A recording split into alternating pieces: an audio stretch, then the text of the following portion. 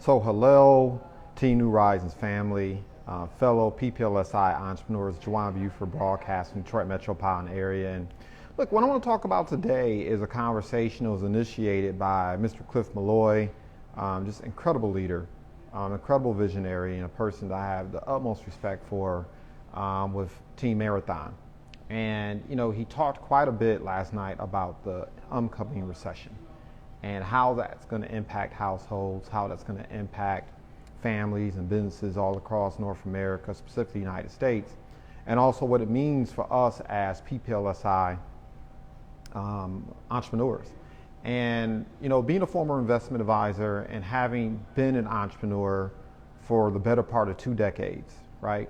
In other words, when I speak to you today, I'm not speaking to you from the standpoint of somebody who's read a book, watched a couple of YouTube videos, and came through the pandemic and pretending to be the oracle, right? That's not what this is about.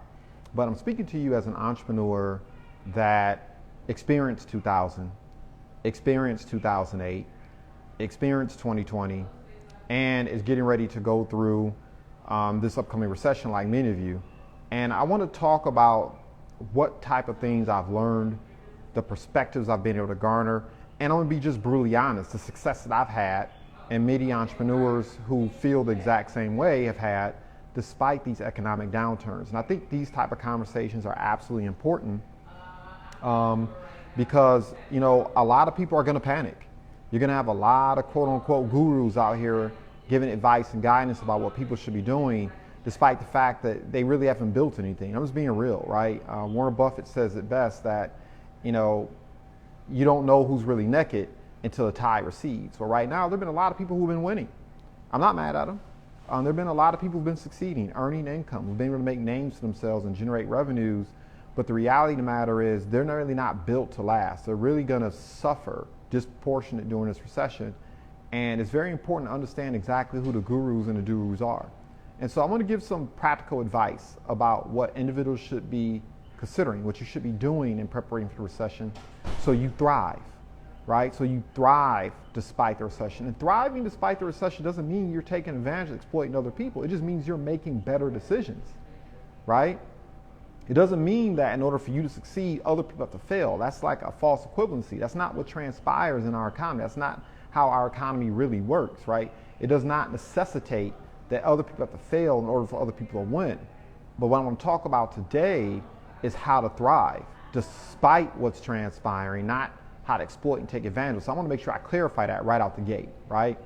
And so here's some lessons that I want to pass on that I think can really help us all as we get prepared to navigate these tumultuous waters that are around the corner. And the first thing I want to encourage people to consider is, number one, you're going to see a lot of people losing their minds.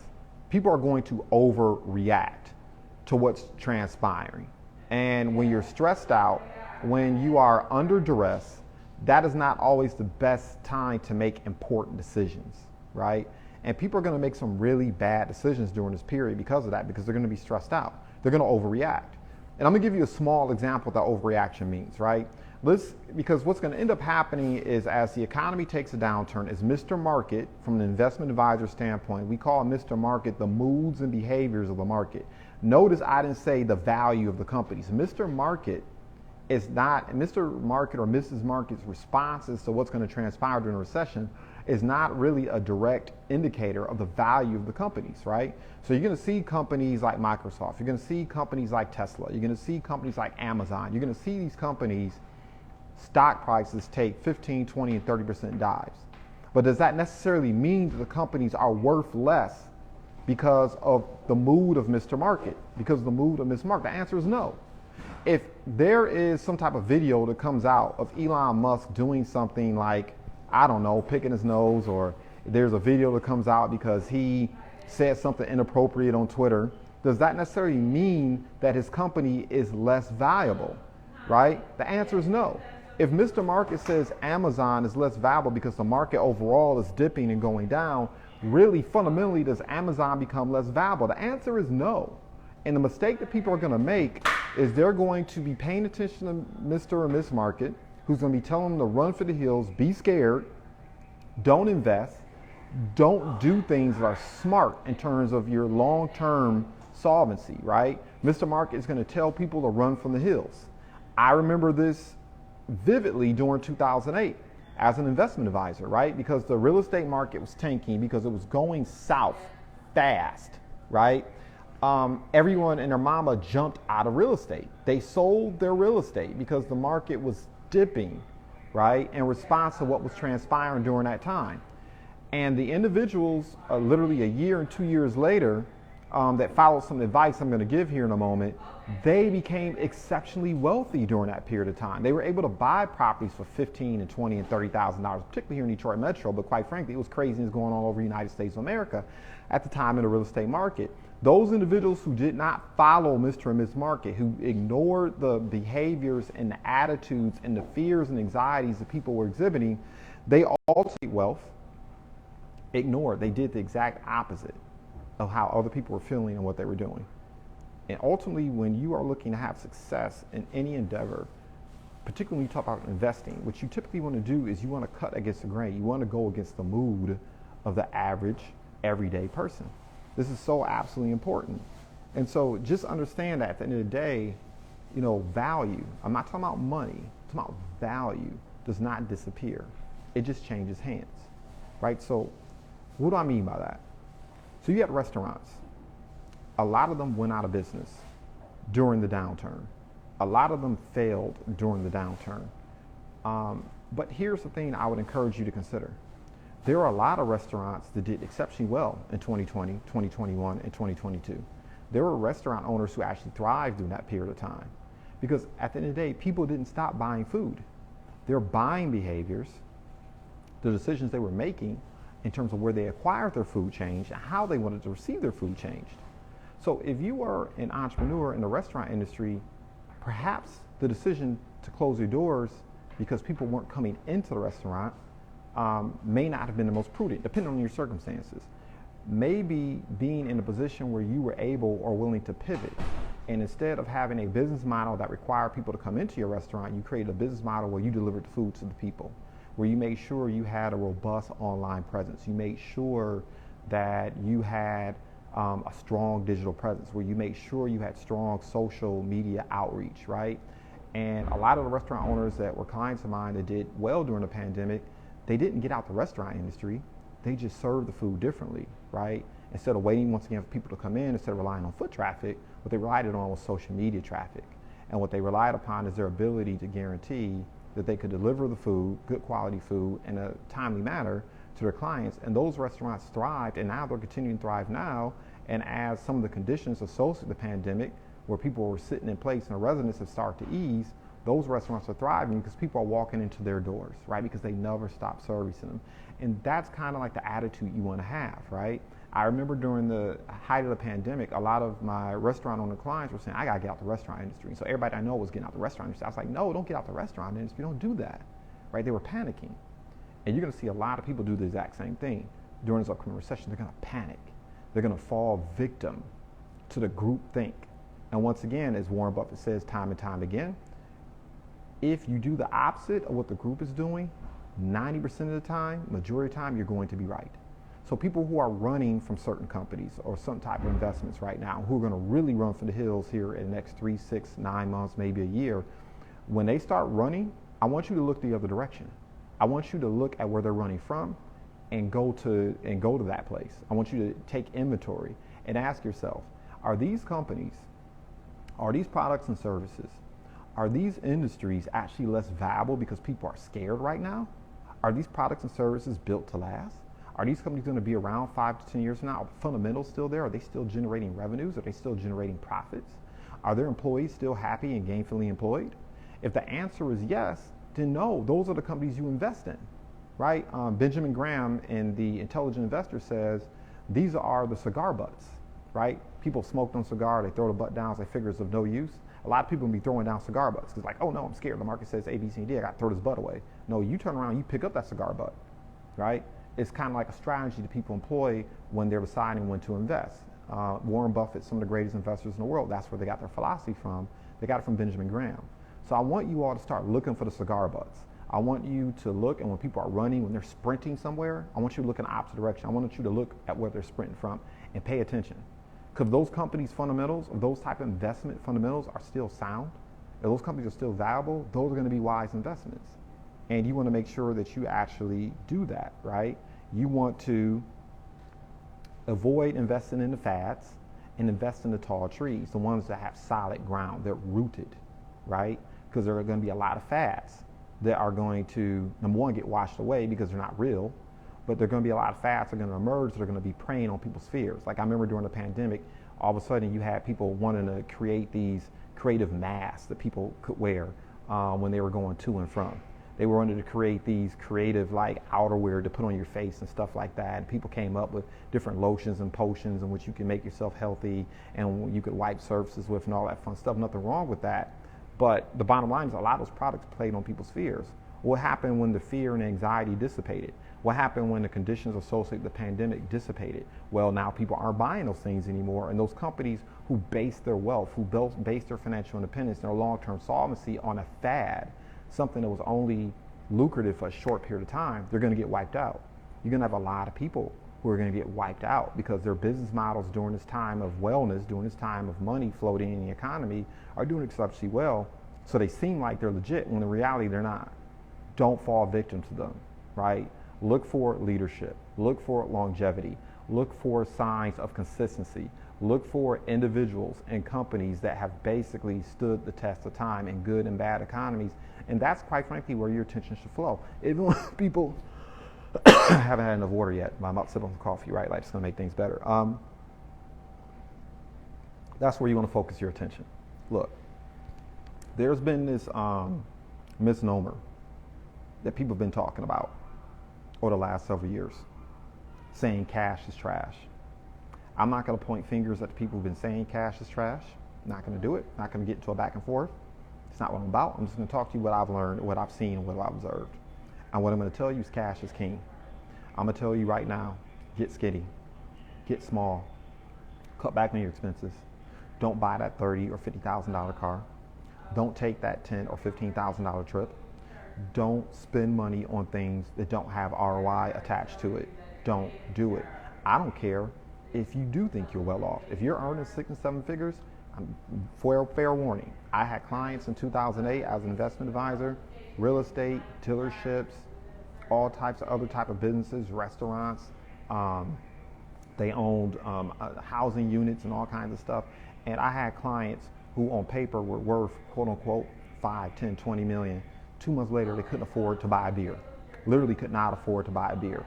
I remember 2008, because once again, remember, I've been an entrepreneur since 2000. So I saw the bust. I saw the 2008 economy take a downturn because of real estate and mortgage debacle, experiencing now 2020, and now getting ready to go into the recession. I'm telling you, I remember. A lot of people don't remember because maybe you weren't that old if you're listening to this. But I remember when you went to the bank and they said you couldn't take out more than $500. I remember there were certain financial institutions where you couldn't take out $250. It was your money. You could add 10, 15, 20, 50. You could add 100,000 in the bank. They said, no, you cannot take out cash equivalents right now, right? I'm telling you, it's coming. You want to build a treasure chest. You want cash. You want to get real skinny. You want to cut back on your expenses. Do not upgrade your vehicle. Once again, do not spend a bunch of money on vacations. Do not spend money on anything that doesn't have an ROI. You want to get very skinny. If you're accustomed to eating caviar and steak every single day, look, get real comfortable with peanut butter and jelly sandwiches, not because you have to. You want to do these things. You want to get really skinny. You want to acquire as much cash and flexibility as possible, because when the economy takes a downturn, things are going to get cheap. Houses are going to get cheap.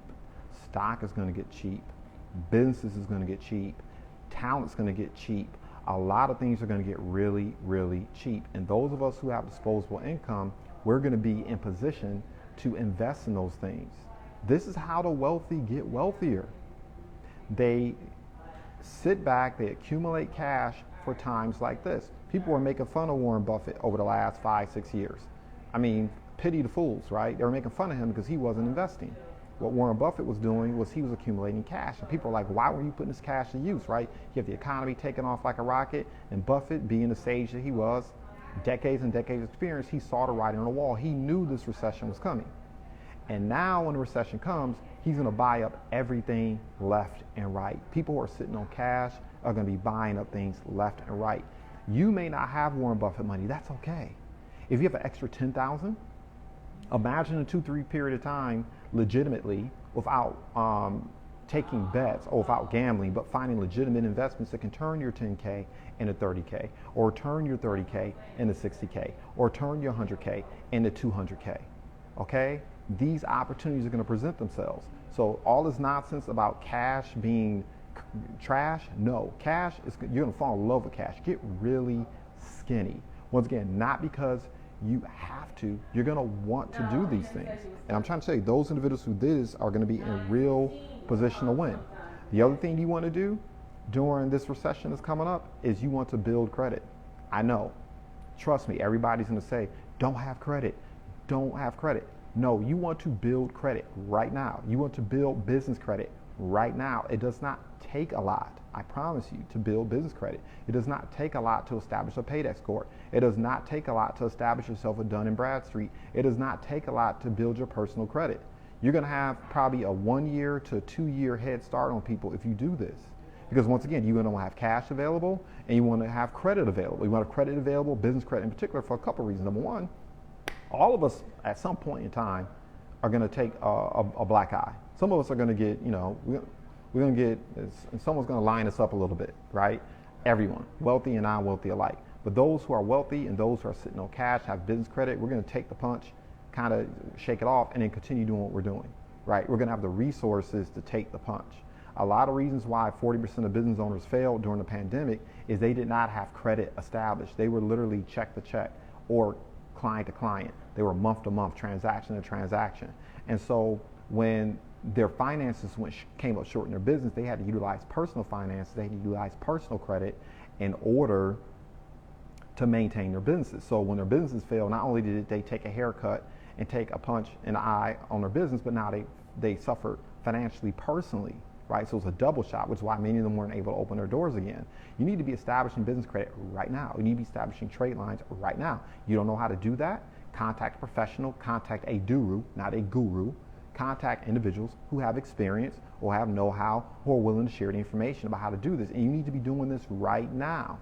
Trust me, you're gonna have people running for the hills saying, you don't need credit, don't do any of that. No, you do it right now. Once again, you do the opposite of what the mob is telling you to do. Establish credit. So once again, not only can you protect yourself and your business, but also, aside from the cash, you can also leverage the credit to buy things. Because there's going to be massive sell-off. People are going to be selling off property. They're going to be selling off assets. They're going to be selling off investments. And you're going to have the cash and the credit to buy those things, not necessarily at rock bottom, because no one knows what rock bottom is. Just like no one knows when the economy's going to peak. But some things just common sense. You notice, you look up real estate assets or investment assets or whatever type of asset you may be interested in, you notice it's dropped 30, 40%. Don't get too greedy. Don't say, well, let me wait and see if it drops 50, 60. No. If the fundamentals are there, if it's really valuable and it's going to maintain its value, drops 30, 40%, go ahead and make that investment and you'll have the cash to do it. So these are some of the things you can do, once again, to get ready for the recession. Like, here's the other thing too. And this is why I'm looking forward to what's getting ready to transpire. Not because other people are going to suffer, not because I'm looking for other people to come up short and want to take advantage of it, but this is what I know. Leaders and highly skilled people become extremely valuable during downturns. Leaders and highly skilled people become extremely valuable in downturns, because when downturns transpire, once again, the people that you don't realize are naked, when that tide recedes, you see that they're naked. You're going to see the people who actually get results. You're going to see the people who are actually steadily building. You're going to see the people who have work ethics. You're going to see the people who've been building skills.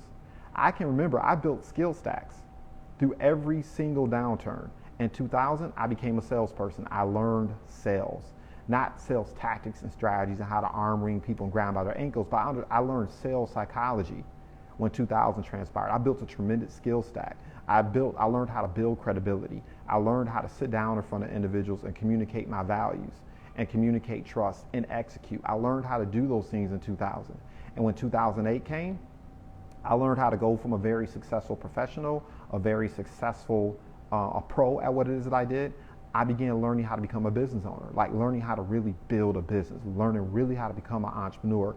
During 2008, I acquired the psychological muscle and business acumen where I understood how to go from a team of me to a team of we. I began understanding leadership.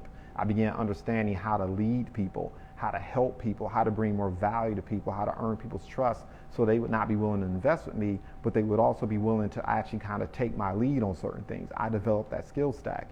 In 2020, indirectly, I'll tell you it wasn't even planned, I learned real estate.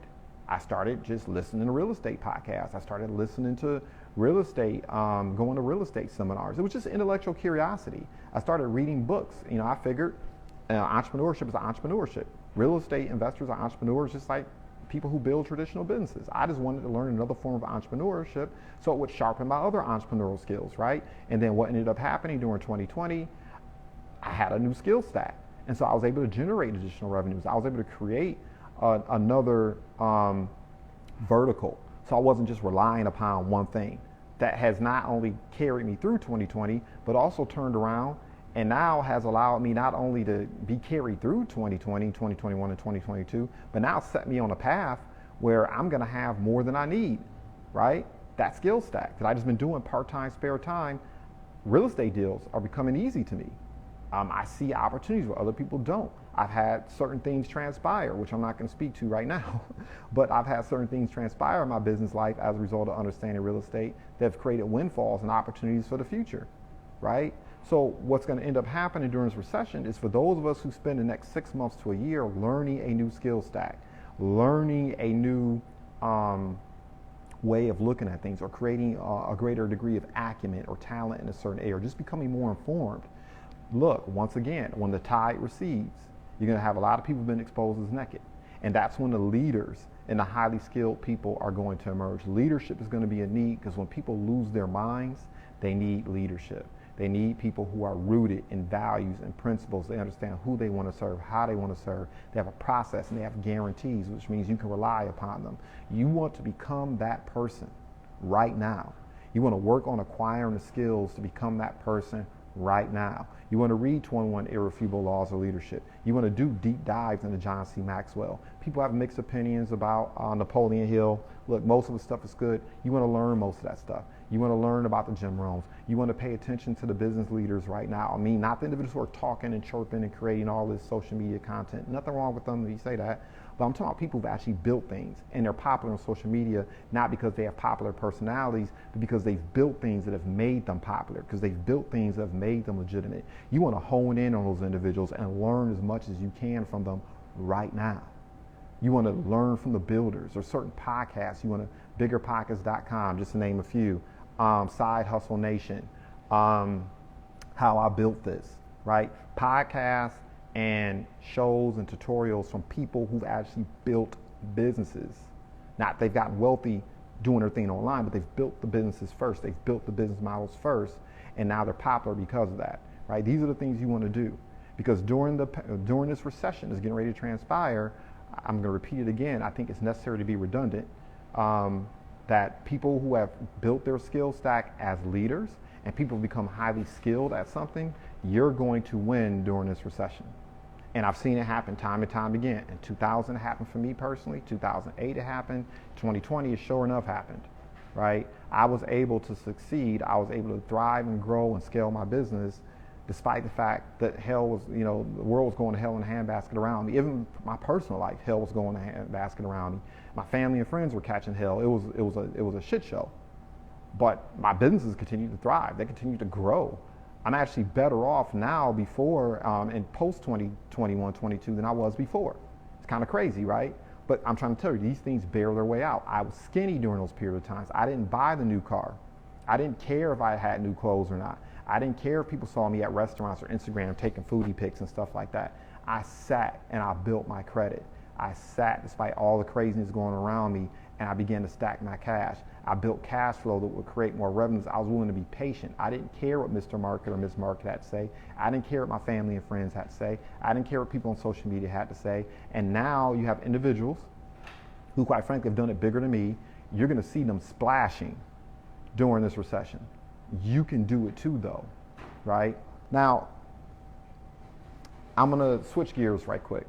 And this in particular is for my PPLSI family, right?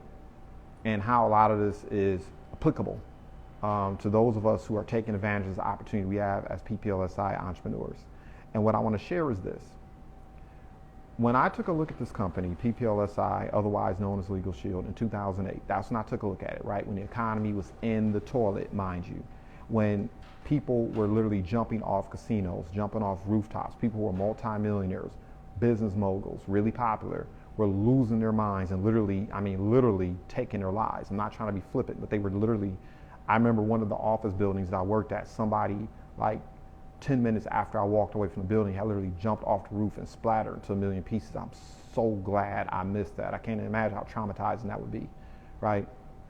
But in 2008, when I was looking at PPLSI, one of the reasons why I took a look at it, because I remembered 2000. And when I looked at PPLSI at the time, otherwise known as Legal Shield, I saw that the company literally had 10, 15 years of consecutive growth. When I was taking a look at it, it was in the middle of that run. During that same terrible economic period from 2000 to 2008, when people were losing their minds, especially at 2008, the company had a 4,300% stock return. Listen to what I'm sharing with you, right? Remember earlier on, I talked about look for the tall trees, look for the companies that are succeeding with leadership, viable products and services, despite what may be going on in the economy. So despite the recession of 2000, despite what was going on in 2008, the company was blowing up. As a former investment advisor, that caught my attention immediately. The company, when I took a look at it, at the time, they were enjoying a 4,300% stock return, not a 4%, not a 43%, 4,300% stock return with the founders at the helm of the company.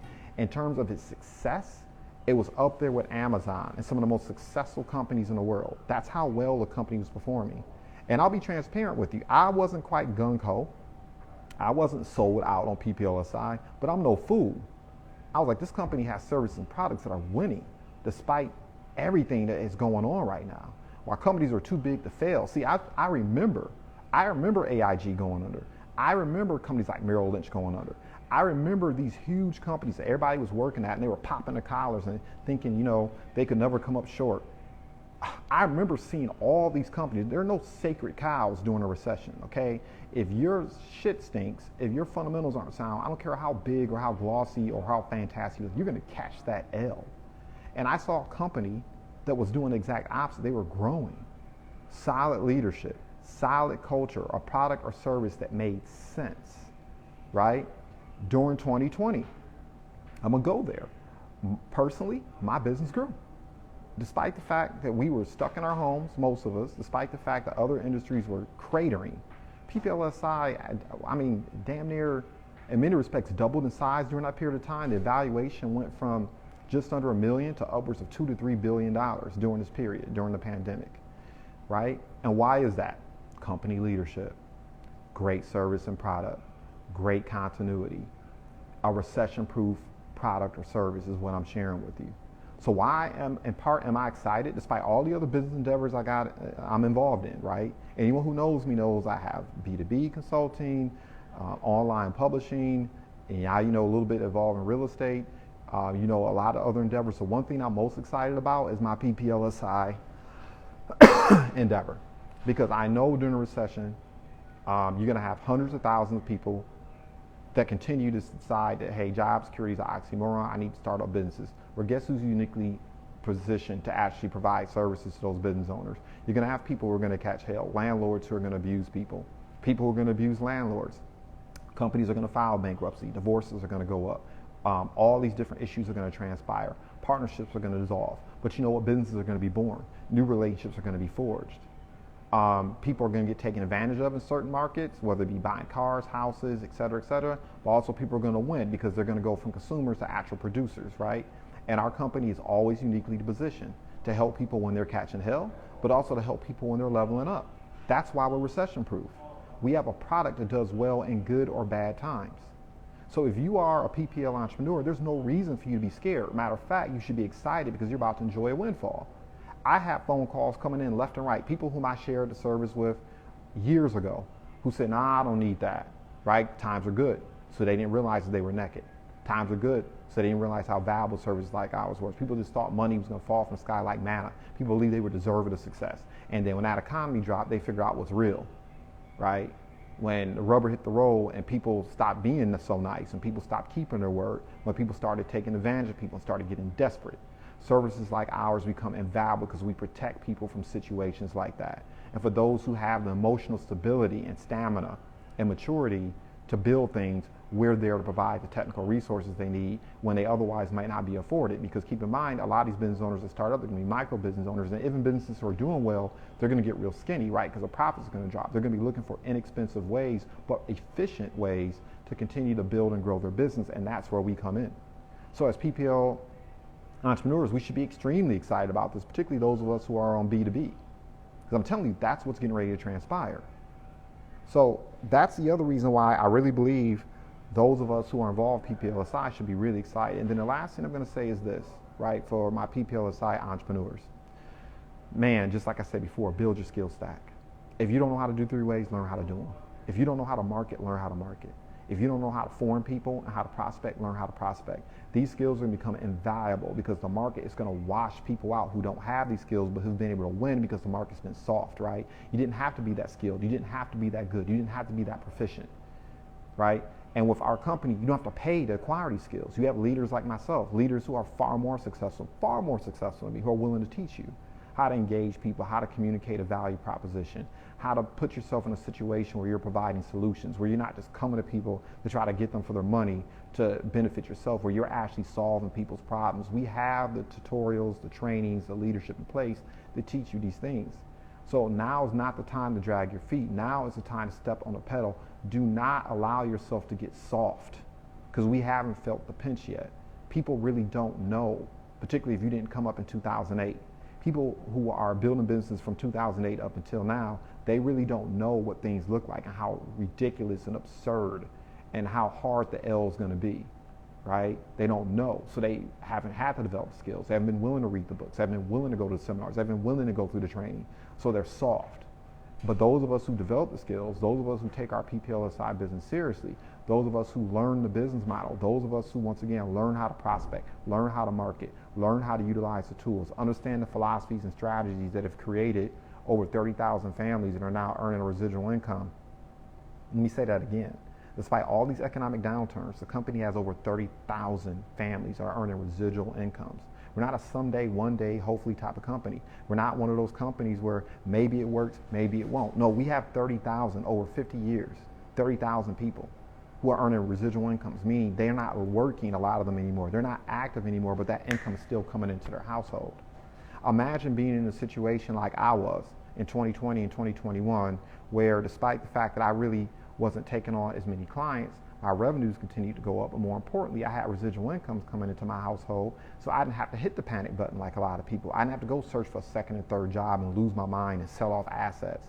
No, despite all the hardship and trials and tribulations I was going through during that period, I had the peace of mind of knowing there was income coming into my household, whether I had a good day or a bad day. Can you imagine what that would feel like when this recession transpires?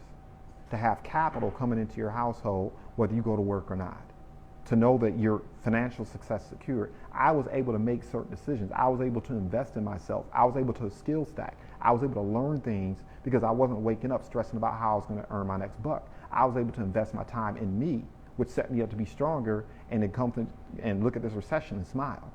That's what you want to be doing right now, okay? That's what you want to be doing right now. So take the seminars, take the trainings, heckle, harass, bother your leadership. Harass them incessantly, particularly those who are winning right now. Get the information, get the knowledge. That is the one true advantage that we have in PPLSI. You have individuals who've come through these recessions and downturns, and we know what the hell we're doing.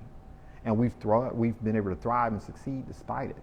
So if I'm in a position where maybe I haven't enjoyed success, maybe I didn't taste 2008 and 2000, maybe I don't have the skill stacks that I feel like I need to have in order to be successful, harass the hell out of the leadership. Take advantage of all these free tutorials and trainings and seminars and talks that are taking place because they're free.